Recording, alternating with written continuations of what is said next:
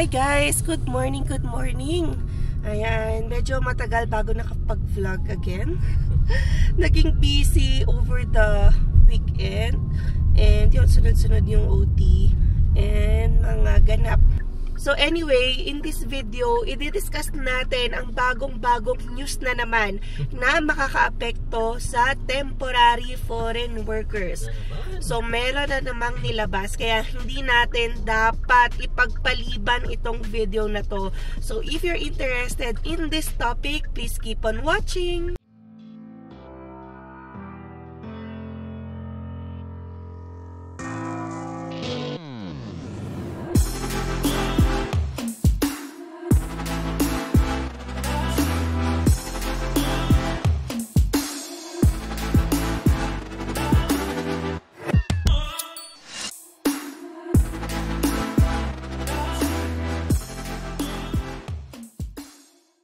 So ayan guys, no, pasok na naman tayo sa work and tapos na yung snow. Kaya lang, ayan, -1 na naman tayo. Kaya balot na balot tayo ngayon dahil ang lamig-lamig sa labas. So wala pa yan ha, kumpara sa kung winter na talaga, kunwari January, February, wala lang tong -1. Pero syempre, since galing tayo sa summer, ay nasanay ang katawan natin na medyo mainit. Yan, mag-a-adjust ulit tayo at masasanay sa lamig. Paano kaya baby kung straight na naman na 1 week na may snow, no? Well, sanayan lang yan. And syempre, nandito tayo sa Calgary, diba? Ganto talaga dito. Ginusto mo yan. Ginusto ko yan. Sabi nga ni Kuya Ramon eh, ginusto mo yan eh. Kaya sabihin natin, Calgary pa more. So, sanayan lang yan. Syempre, yung ibang nating kababayan, sobrang tagal na dito. Nasa pagbabalot lang din natin yan ng katawan. Yan. Proper layering techniques. Yes. Yan. So, anyway, balik nga tayo dun sa balita na naman. Ayan. So, last October 21, ayan, nung isang araw lang tong announcement na to. So, bagong-bagong news. And, yan, ginalaw na naman nila ang temporary foreign worker policy. So kung matatandaan nyo, diba, yung last update natin sa low wage LMIAs, so sabi natin, kapag nagpa-fall ka sa low wage LMIAs, meaning from median pababa, kailangan mo mag-comply ng sari-saring requirements yan para maka-apply ka for low wage stream na LMIA dito sa Canada. So kasama sa requirements kasi, 'di ba, sobrang dami requirements kapag mag-low wage LMIA ka. Dapat daw yung employer mo magsusupport yan para mapabalik ka sa country of origin mo and ensure na may proper and suitable accommodation ka. So dapat din daw may proper recruitment method si employer na isinagawa bago ka kunin as low wage LMIA worker. Kasi nga diba, yan, if we are to remind you, ang temporary foreign worker program daw talaga ay nandito para, ayan, makakuha ng temporary foreign worker in case walang available na tumanggap sa job na yan na permanent resident or Canadian citizens. So parang ito yung last resort. So kung walang-wala na talagang makuha dito, ayan, kukuha na tayo ng temporary foreign workers. Pero sa nangyayari ngayon, di ba? So marami nagrereklamo, nagkakaagawan na raw ng trabaho, na napupunta na raw sa temporary foreign workers yung trabaho imbis na yung mga nandito na sa Canada, particularly yung mga PR and citizens, kaya nagkakaroon ng mga ganitong klaseng reforma. And aside from that, ayan, kung kukuha daw ng low wage LMIA worker, so dapat 10% lang yung composition nun sa total workforce ng employer. And yan, hindi pwede to mag-apply kung nandun ka sa census metropolitan area na more than 6% ang unemployment rate. Ayan, syempre, kaya yung ibang workers siguro, ayan, nakakita na naman ng loophole or even employers na okay, ang dami palang requirements, no, sa low wage LMIAs. Mag-apply na nga lang tayo sa high wage LMIA. So meaning, yan, before this announcement, yung mga median pataas, yun yung considered LMIAs and hindi ka kasama sa mga ganong requirements and limitations. Kaya nga lang ito, ayan o, panibagong paghihigpit and tatamaan yung certain part na nagtatrabaho sa high wage LMIAs ngayon. Yan, starting November 8, tataasan na nila yung high wage LMIAs. So, ibig sabihin, for example, ang median wage ay nasa $30. So, medyo mataas na yun. So, ano lang, for the sake of computation, para doon tayo sa whole number.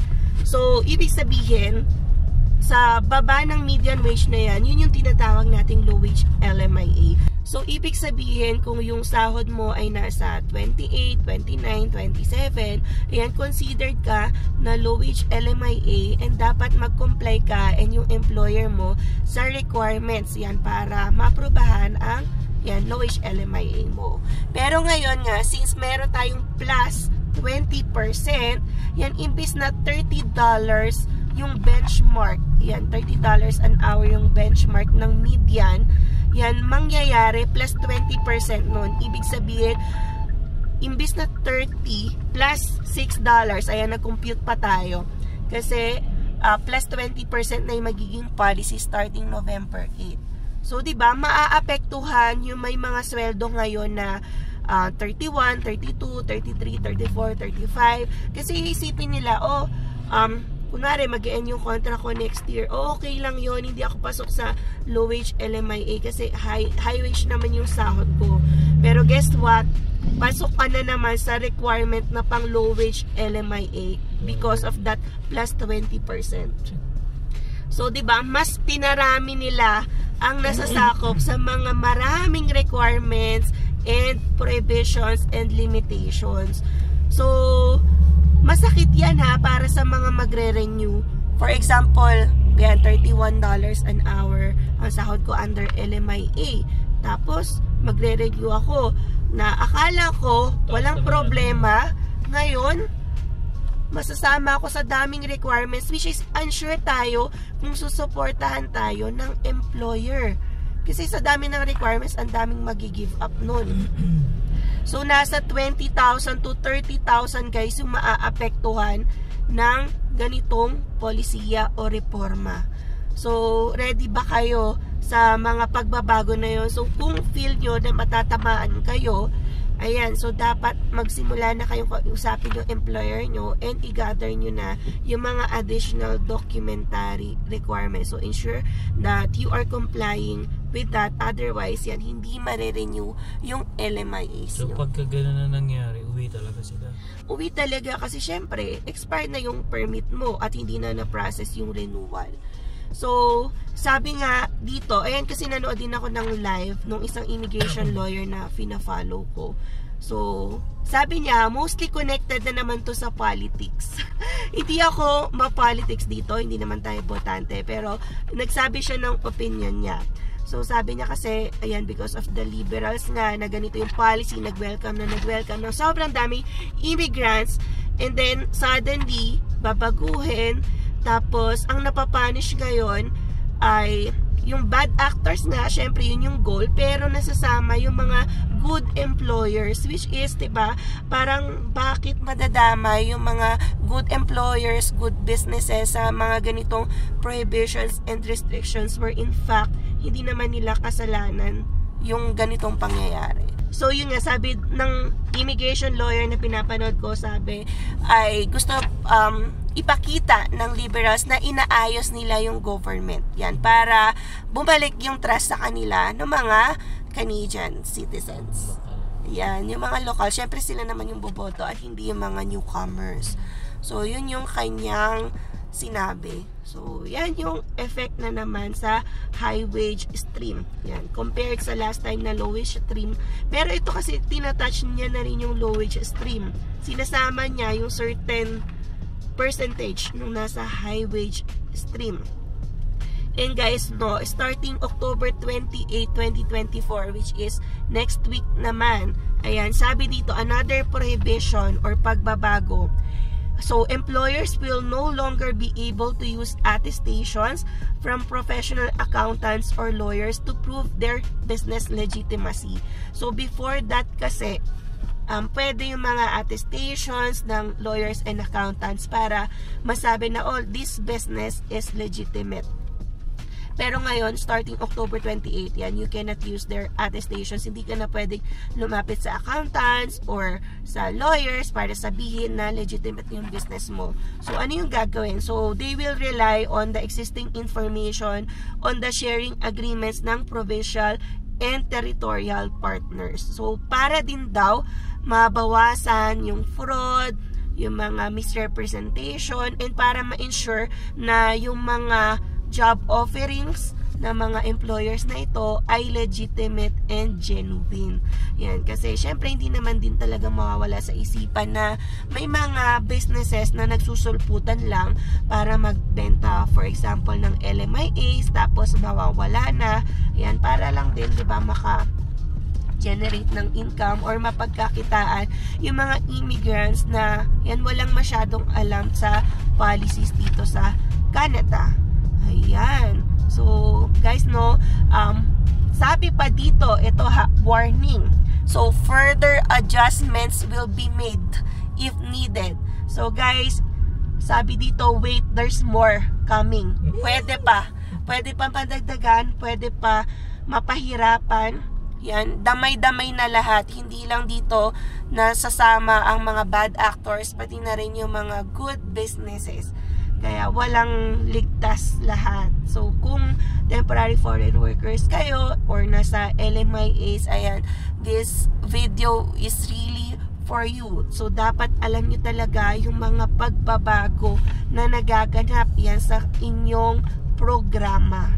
Yan, ano mo sasabi mo, Alvin? Kawawa dyan yung mga magre-renew. Yan, magre-renew. Sabi nga nung lawyer na pinapanood ko, alam mo na, okay na eh. Oo. Ang maapektuhan, hindi yung mga papunta. Kasi kung papunta ka, may preparation ka. Alam mo na yung documents. Pero dito, pwede kang maipit eh. Kung magre-renew ka, tapos magugulat ka, oh, akala ko high wage stream ako, ligtas ako. Ang taas-taas na kaya ng sahod na yun. Kung pa-plus 20% ka pa, naku, parang masabi mo, nagfo-fall siya sa low wage, where in fact high wage ka na. Pero yung dinamay talaga para mas makadagdag pa ng 20,000 to 30,000 na katao, yan na magko-comply dito, which is hindi natin alam kung makaka-comply sila. Kaya feel ko yung goal pa rin nito ay mabawasan ang mga temporary foreign workers at maibigay nga daw ang mga trabaho sa lokal, ay mga domestic workers. Yung sabi ka kasi nga ay inaagawan na ng trabaho ng mga foreign workers ang mga domestic workers dito sa Canada. So, yun. So, sana nga ma-meet yung goal na yun and hindi na naman ito sort of blanket prohibition na syempre nakakaipit sa mga manggagawang nandito na nagtatrabaho, nakaka-contribute sa economy. Ayan, nire-recognize rin naman talaga nila na nag-bring in sila dito ng mga talents from different countries and yun nakaka-boost ng economy ng Canada. So, sana with all the policy changes ay maiayos na talaga. Kasi, guys, alam nyo yun, every month tayong may breaking news. Hindi na malaman, meron sa international students, meron sa temporary foreign workers, meron pa sa mga PGWP or work permits. So, sobrang dami na hindi mo na rin alam talaga yung gagawin. Kaya kapag nakakasalubong rin kami ng mga kasamahan dyan sa malls, kapag naglilipot kami, tinatanong, o kamusta na ba kayo? Ayan, sabi nga na nawiwindang sa mga policy changes. Pero yun, kapit lang and dapat talaga lagi tayong updated with all the announcements dito sa Canada. Ayan, so anyway, nata-traffic nga pala tayo ngayon. Matindi ngayon. So, yan, 8:05. Hindi pa naman ako late kasi 8:20 yung work ko. Si Alvin ang late. So, dapat talaga, no, mag-add pa tayo or mas maaga pa yung ating biyahe kapag kakatapos lang ng snow. So, hindi na nga mas snow eh. Tingnan nyo guys, oh. Walang bakas na nag-snow dito kahapon. Tuyo na agad. So, ganun kasi kapag nag-snow ka, tapos one day lang, wala na agad yun kinabukasan. Lalo na dito sa Calgary. Tututunaw agad. Pero, baka may accident. Hindi natin malaman. Ayun na, may accident. Sabi dito. So, ayan. Kaya yun yung cause. So anyway, yun lang guys ang ating update for today. So I hope nakatulong itong video na ito sa inyo, lalo na sa mga temporary foreign workers dito sa Canada. So I think hanggang dito na lang muna. Maraming salamat guys. So if you have not yet subscribed po, please consider subscribing and don't forget to click the notification bell para updated din kayo sa aming latest video uploads. So yeah, we'll see you again on the next one. Peace!